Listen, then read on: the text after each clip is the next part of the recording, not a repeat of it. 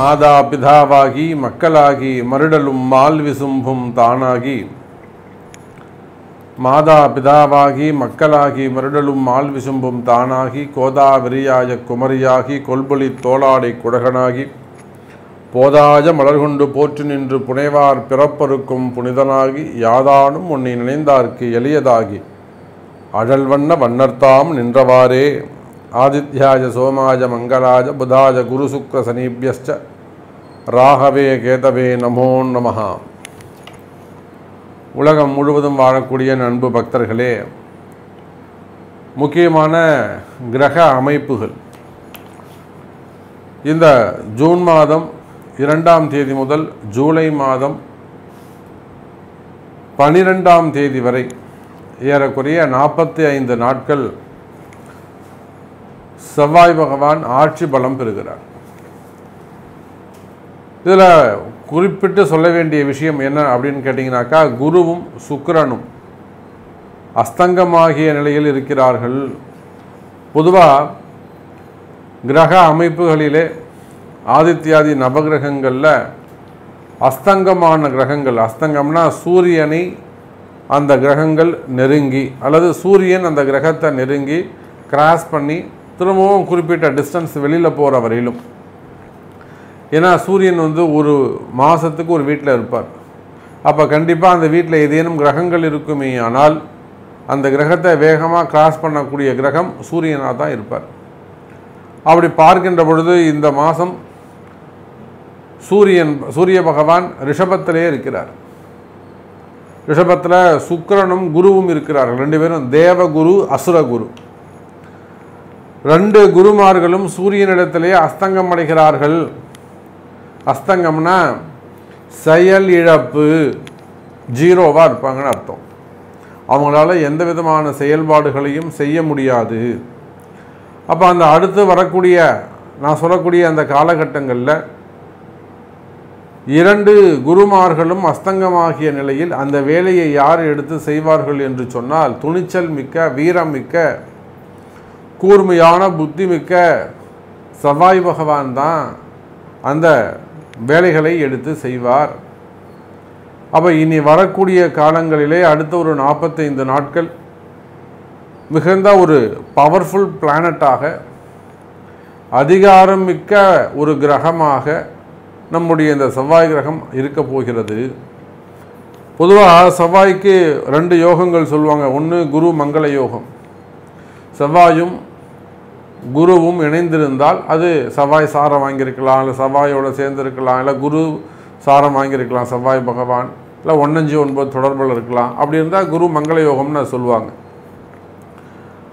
அதுக்கு அடுத்தபடியாக ருசக யோகம் அப்படின்னு ஒன்று சொல்லுவாங்க. அந்த ருசக யோகம் செவ்வாய்க்கு மட்டுமே உரியது. செவ்வாய் உபய லக்னங்களை தவிர்த்து சரலக்னம், ஸ்திரலக்னம். சரம்ன்றது எதுங்க? மேஷம், சிம்மம், அதே போல் மகரம் மற்றும் ரிஷபம், கடகம், துலாம், மகரம். அப்போ இந்த 8 லக்னத்திற்கும் ருசக யோகம் உண்டு. செவ்வாய் அங்கே இருப்பாரேயானால், வலுப்பெற்று இருப்பாரேயானால், பலம் பெற்று இருப்பாரேயானால் கிரகமே தேவையில்லை. அப்போ இந்த செவ்வாய் அடுத்த 45 நாட்களில் எந்தெந்த காரகத்துவத்தில் யார் யாருக்கெல்லாம் நன்மை தரப்போகிறார் அப்படிங்கிறத நம்ம பார்க்கணும். பொதுவாக பல நேரங்களில் நம்மளுடைய ராசி அன்பர்கள் என்ன செய்கிறாங்கனாக்கா, மிகுந்த முன்கோபம், ரொம்ப அமைதியாக இருந்துக்கிட்டே இருப்பாங்க, ரொம்ப டேலண்ட்டாக இருந்துகிட்டே இருப்பாங்க, ரொம்ப சாஃப்டாக ஹேண்டில் பண்ணுவாங்க. திடீர்னு கோபப்பட்டு ஏதாவது ஒரு வார்த்தையை விட்டுட்டு அவங்க சொன்ன அந்த வார்த்தை பல பேரை சுட்டுடும். அப்போ அந்த மனசில் பல எதிரிகளை அவர்கள் சம்பாதித்து விடுவார்கள். நல்ல நண்பர்களை எல்லாம் இழந்து விடுவார்கள், அல்லது நல்ல வாய்ப்புகளை எல்லாம் மிஸ் பண்ணிவிடுவாங்க, நல்ல சான்ஸ்லாம் மிஸ் பண்ணிவிடுவாங்க. அப்போ மெயினாக அந்த முன்கோபம், அந்த முன்கோபத்துக்கு யார் காரகத்துவம்னா இந்த செவ்வாய் தான். அதே போல் உங்கள் கோபத்தினால் ஏதேனும் இழந்திருக்கிறீர்களா, உங்கள் கோபத்தால் ஏதேனும் நீங்கள் மிஸ் பண்ணியிருக்கீங்களா, அதெல்லாம் கொஞ்சம் சரியாகக்கூடிய நேரம். அதே போல் துணிச்சல், அதுக்கும் இந்த செவ்வாய் பகவான் தான் காரணமாக அமைகிறார். துணிச்சலை பொறுத்தவரையிலும் செவ்வாய் எதை நீங்கள் துணிஞ்சு செய்ய, நான் துணை இருக்கேன் உனக்கு, அந்த குருவும் சுக்கிரனும் இருந்தால் உங்களுக்கு என்ன சப்போர்ட் பண்ணுவாங்களோ அது இந்த செவ்வாய் பகவான் உங்களுக்கு தரப்போகிறார். இப்படி இந்த மாதிரி நிறைய சப்ஜெக்ட் நாம் உள்ளே பார்க்க போகிறோம். ஒவ்வொரு ராசிகளுக்கும் குறிப்பாக உங்கள் ராசிக்கு என்ன நடக்க போகுது அப்படிங்கிறத சொல்ல போகிறோம்.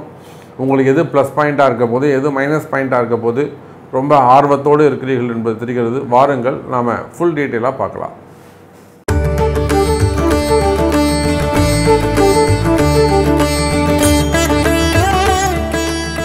மேஷ ராசி என்பர்களை இந்த செவ்வாய் பகவான் உங்கள் ராசியில் தான் சஞ்சாரம் செய்கிறார். அப்போ பொதுவாகவே மேஷ ராசிக்கு ஒரு அற்புதமான யோக பலன்கள் இந்த மாதத்தில் ஜூன் மாதம் முழுவதுமே, நான் சொல்லக்கூடிய ஜூலை மாதம் 12 தேதி வரையிலுமே மேஷ ராசிக்கு அற்புதமான யோகங்கள் கிடைக்க போகுது. குறிப்பாக அந்த செவ்வாய் பகவான் ஒரு 15 நாட்கள் பரணி நட்சத்திரத்திலே சஞ்சாரம் செய்ய போகிறார். முதல் ஒரு 12 நாட்கள் அஸ்வினியிலையும், அடுத்த ஒரு 15 நாட்கள் பரணியிலையும், கடைசியாக கிருத்திகை நட்சத்திரத்தில் ஒரு 4 நாளும் இருப்பார். அப்போது இந்த பரணி சுக்கிரனுடைய நட்சத்திரமாக இருக்கக்கூடிய காலகட்டத்திலே செவ்வாய் பகவான் சஞ்சாரம் செய்கின்ற பொழுது மேஷ ராசி அன்பர்களே உங்களுக்கு இருக்கக்கூடிய அந்த பணவரவு, தனவரவு அதிகரிக்கும். சுக்கிரனால் நல்ல யோகம் ஏற்படும். ஏன்னா சுக்கிரன் உங்களுக்கு 2க்கும் 7க்கும் உடையவன், தனகாரகன்னு சொல்லக்கூடிய இடத்துல சுக்கிரன் உட்கார்ந்துருக்கிறார். அதுவும் 2வது வீட்டிலேயே உட்கார்ந்துருக்கார். ஆனாலும் அவர் அஸ்தங்கமானதால் அவராலும் எதுவும் ஹெல்ப் பண்ண முடியாது. அப்போ சுக்கிரனால் தர முடியாத யோகத்தை இந்த காலகட்டத்தில் இந்த செவ்வாய் பகவானால் நீங்கள் பலன் அடைவீர்கள் எனதருமை மேஷராசி நேயர்களே.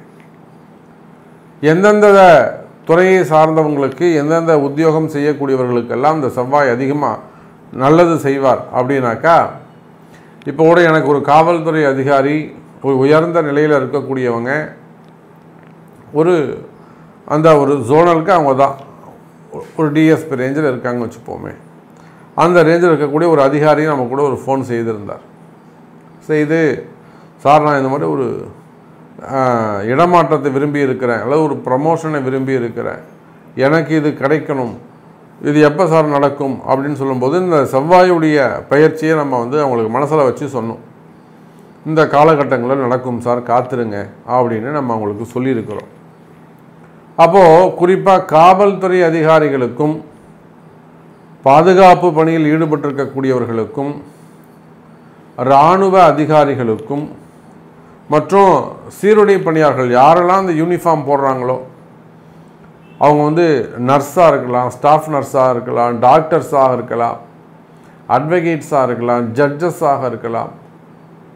அப்புறம் யாரெல்லாம் அந்த யூனிஃபார்ம் போடுவாங்க நீங்கள் கொஞ்சம் யூகிச்சு பாருங்கள். நமக்கு தெரிஞ்சு காவல்துறை அதிகாரிகள் யூனிஃபார்ம் போடுறாங்க, சீருடை பணியாளர்கள்னே அவங்களுக்கு பேர், உயர் அதிகாரிகள் வரையிலும். இப்போ அது மாதிரி யூனிஃபார்ம் போடக்கூடிய அரசு உத்தியோகம் செய்யக்கூடியவர்கள், இல்லை அரசாங்க அதிகாரிகள். அரசாங்கம் அதிகாரம்னு சொன்னாலே அங்கே செவ்வாய் இருப்பார். ஏன்னா அதிகாரம்ங்கிற வார்த்தைக்கு முழு பொறுப்பு யாருன்னா செவ்வாய் பகவான். அதிகாரம்ங்கிற வார்த்தைக்கு முழு பொறுப்பு நம்முடைய செவ்வாய் பகவான். அப்போது அந்த காவல்துறை அதிகாரிகள், இராணுவத்தில் ஈடுபட்டிருக்கக்கூடியவர்கள், மருத்துவர்கள், மருத்துவ பணியாளர்கள், டாக்டர்ஸ், ஹாஸ்பிட்டல்ஸ் வச்சு நடத்தக்கூடியவர்கள், இவங்க எல்லாருக்குமே அடுத்து நான் சொல்லக்கூடிய அந்த குறிப்பிட்ட 45 நாட்கள் ரொம்ப அமோகமாக இருக்க போகுது. உங்களுக்கு ஏதேனும் சட்ட சிக்கல்கள் இருக்குமே ஆனால், அப்படின்னா நான் ஒரு சிக்கலில் மாட்டிக்கிட்ட சாமி, நான் ஒரு கடுமையான சிக்கலில் இருக்கேன், ஒரு பணங்காசு சம்மந்தப்பட்டதில் இருக்கேன், கொடுத்தேன் வரலை, இல்லை இருக்கிறது கொடுக்கணும் எப்படி பண்ணுறதுன்னு தெரியல, இந்த மாதிரி ஏதேனும் ஒரு பண சிக்கல்களோ அல்லது பண கைமாறுதல்களையோ ஏதேனும் ஒரு சங்கடத்தில் இருக்கீங்க, கவலை வேண்டாம் எனதருமை மேஷ ராசி அன்பர்களே. உங்கள் எல்லாருக்குமே இந்த 45 நாட்கள் அமோகமாக இருக்க போகுது. நீங்கள் காவல்துறை அதிகாரிகளாக இருந்தாலும் உங்களுக்கும் சிறப்பாக இருக்க போகுது. நீங்கள் நினைக்கக்கூடிய இடமாற்றங்கள், பதவி உயர்வு இதெல்லாம் இந்த காலகட்டத்தில் உங்களுக்கு கிடைச்சிடும். அதோடு மட்டுமல்ல, மேஷராசி என்பவர்களே உலோக தயாரிப்புகள். உலோகம் அப்படின்னு சொல்லும்போது காப்பர், காப்பர் உலோகமாக இருக்கலாம், அது அலுமினியமாக இருக்கலாம், அது சில்வராக இருக்கலாம், அது சம்மந்தப்பட்ட பட்டறை வச்சு நடந்தது இரும்பாக இருக்கலாம். இப்போ உருக்கி மெருகேற்றக்கூடிய விஷயங்கள் எல்லாம் பிளாஸ்டிக்காக கூட வச்சுக்கோங்க, அதுவும் ஒரு உலோகம்தான். நமக்கு தெரிஞ்சு 5 தான் உலோகம் இல்லையா? எதெல்லாம் நம்ம சொல்லுவோமோ அந்த உலோகங்கள் சொன்னால் இரும்பு, ஈயம், பித்தளை, காப்பர், வெள்ளி. இது இல்லாமல் இப்போ நீங்கள் நிறைய கண்டுபிடிப்புகள் வந்து போச்சு. அதே போல் அந்த உலோகம் உத்தியோகம் செய்யக்கூடியவர்கள், அது சார்ந்த தொழில் செய்யக்கூடியவர்கள், இல்லை சிலை உருக்கி பண்ணுறவங்களாக இருக்கலாம், சுவாமி சிலைகளை உருக்கி செய்யக்கூடியவங்களாக இருக்கலாம், அது சம்மந்தமான கலச சொம்பு பண்ணக்கூடியவங்க, பட்டறை வச்சுருக்கிறவங்க, பித்தளை அதெல்லாம் வந்து ஐம்பொன் பண்ணக்கூடியவங்க, சிற்பிகள், ஸ்தபதிகள். இப்போ இதெல்லாமே செவ்வாயுடைய காரகத்தில் வந்து அமைஞ்சு போச்சு. இல்லை இது சம்மந்தமான பெரிய பெரிய ஃபேக்ட்ரி, காப்பர் ஃபேக்ட்ரி இருக்குது. நமக்கு தெரிஞ்ச ஒரு ஸ்டெர்லைட் ஃபேக்ட்ரின்னு ஒன்று இருந்தது, இப்போ அதை மூடிட்டாங்க. அதுபோல் பெரிய பெரிய ஃபேக்ட்ரிஸ் வச்சு, ஸ்டீல் ஃபேக்ட்ரிஸ் இதெல்லாம் வச்சு நடத்தக்கூடியவர்கள். உங்களுக்கும் ஏதேனும் நல்லா பிஸ்னஸ் நல்லா இருந்தது, பிஸ்னஸ் வந்து டக்குன்னு டல்லாகிடுச்சு, அப்படி இல்லைன்னா சம்திங் ராங், அங்கே ஏதோ ஒரு விஷயம் வந்து மாறுபட்டு இருக்குது, இந்த மாதிரியான ஒரு ஃபீல் இருக்குமே. ஆனால் நிச்சயமாக அதுக்கெல்லாம் ஒரு நல்ல நிரந்தரமான தீர்வு கிடைக்கப் போகிறது. அங்கே ஏதோ ஒரு பிரச்சனை இருக்குது, அங்கே ஏதோ ஒரு கஷ்டம் இருக்குது, வளர்ச்சி தடைபடுது. நிச்சயமாக அந்த வளர்ச்சி நீங்குவதற்கு, தடைகள் நீங்குவதற்கான வாய்ப்புகளாக இந்த 45 நாட்கள் உங்களுக்கு பயன்பட போகுது. அப்போ உங்களுக்கு இருக்கக்கூடிய சிக்கல்கள் விலகி, அந்த மனக்குழப்பமாக இருக்கலாம், மனசில் பயமாக இருக்கலாம், நான் பிஸ்னஸாக இருக்கலாம், இல்லை எதிரிகளுடைய தொந்தரவுகளாக இருக்கலாம்.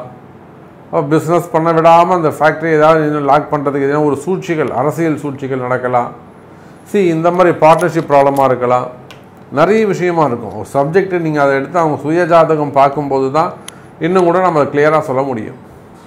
அப்போ அந்த மாதிரியான பிரச்சனைகள் இருக்குமே. ஆனாலும் அவையெல்லாம் விலகுவதற்கு வாய்ப்புகள் உண்டு. அதெல்லாம் சரியாகிறதுக்கான நல்ல நேரமாக இந்த காலகட்டங்கள் அமைகிறது மேஷராசி அன்பர்களே.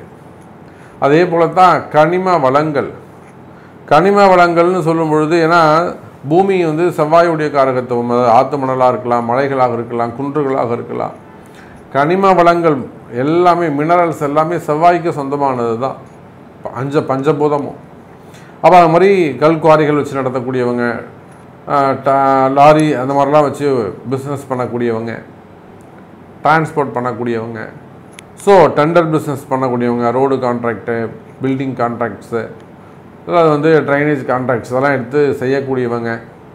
அப்போ அது மாதிரி கட்டுமான நிறுவனங்கள், அதே போல் கனிம நிறுவனம், கனிம வளங்கள், இது சார்ந்த தொழில் செய்யக்கூடியவங்களுக்கெல்லாம் எனதருமை மேஷராசி அன்பர்களே ரொம்ப அற்புதமான முறையில், சிறப்பான முறையில் இருக்க போகுது.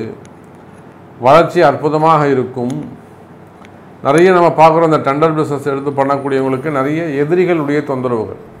யாராவது ஒருத்தர் வந்து பெரிய ஆளாக இருந்து கொஞ்சம் கூப்பிட்டு மிரட்டுவாங்க, எனக்கு இத்தனை பர்சன்டேஜ் கூட இல்லை, இவ்வளோ பண்ணக்கூடிய எனக்கு, அப்படி இல்லைன்னா வேறு எதுவும் பொய் வழக்குகள் போட்டு அவங்க வந்து கொஞ்சம் சிக்கலில் மாட்ட விட்டுறதுக்கு பார்ப்பாங்க. அப்போ இந்த மாதிரியான பிரச்சனைகளாக இருக்குமேனா நீங்கள் செவ்வாய், ராகு இந்த மாதிரி கிரகங்களுக்கான பரிகாரங்கள் செய்து கொள்வது சிறப்பு. ஒரு சண்டி ஹோமம் பண்ணுறதோ, அல்லது வந்து ஒரு சதச்சண்டி பண்ணுறதோ, அல்லது ஒரு சத்து சம்ஹாரம், இது உங்கள் பர்த்து சாட், உங்கள் பிறப்பு ஜாதகத்தை பொறுத்தது அமையும். இப்போ கூட சேலம் அருகாமையில் இருக்கக்கூடிய ஒரு 14 பிரான்ச் அவங்க வச்சுருக்காங்க. பேர் சொன்னால் எல்லாருக்கும் தெரியும், அதனால் அது வேண்டாம். அவங்களுக்கு நம்ம ஆஸ்பத்திரியில் ஒரு முக்கியமான காலகட்டம், எதிரிகளுடைய தொந்தரவு, சத்ரு சம்ஹார திருசதி ஹோமம் அப்போ நம்ம அவங்களுக்கு செஞ்சு கொடுத்துட்டு வந்திருக்கோம். 3 நாட்கள் அங்கேயே தங்கி 3 நாள் அந்த பூஜையை சிறப்பாக செய்து கொடுத்துட்டு வந்திருக்கிறோம். அப்போது அந்த மாதிரியான பரிகார ஹோமங்கள், சில பரிகார ஹோமங்கள் செய்து கொள்வது வழிகாட்டுதல் சிறப்பானதாக இருக்கும் மேஷராசி அன்பர்களே. அதே போல் வெளிநாடுகளில் இருக்கக்கூடிய அன்பர்கள், வெளிநாடுகளில் உத்தியோகம் செய்யக்கூடிய அன்பர்கள் முன்கோபத்தை தவிர்ப்பது நல்லது.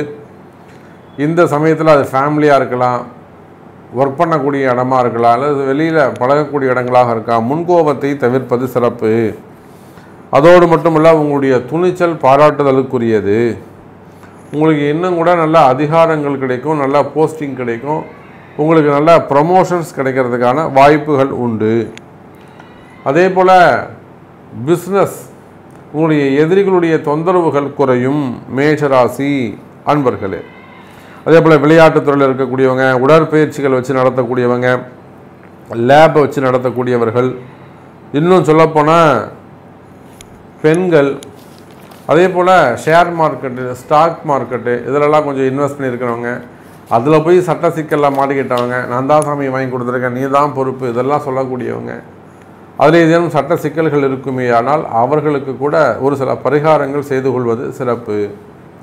ஸோ எப்படி பார்த்தாலும் மேஷராசி அன்பர்களே, இந்த செவ்வாய் பகவானுடைய பெயர்ச்சியால் குரு சுக்கிரனால் தர முடியாத ஒரு சில நல்ல பலன்களை செவ்வாய் பகவான் ருஷயோகம் பெற்று உங்களுக்கு கிட்டத்தட்ட ஒரு 90-95% உங்களுக்கு 95% உங்களுக்கு நல்ல சுப பலன்களை தர இருக்கின்றார். இதுக்கு மேலே உங்கள்கிட்ட ஏதேனும் கொஸ்டின்ஸ் இருக்குமே ஆனால் உங்களுடைய பிறப்பு ஜாதகத்தை கொண்டு அதை தெரிந்து கொள்ளுங்கள் என்பதை தெரிவித்து கொண்டு, நல்ல நேரம் உங்களுக்காக காத்திருக்கிறது, நன்மையே நடக்கும். மீண்டும் வேறொரு அற்புதமான பதிவில் உங்களை சந்திக்கிறேன் என்று சொல்லிக்கொண்டு, ஜெய் வாராகி, ஜெய் ஜெய் வாராகி.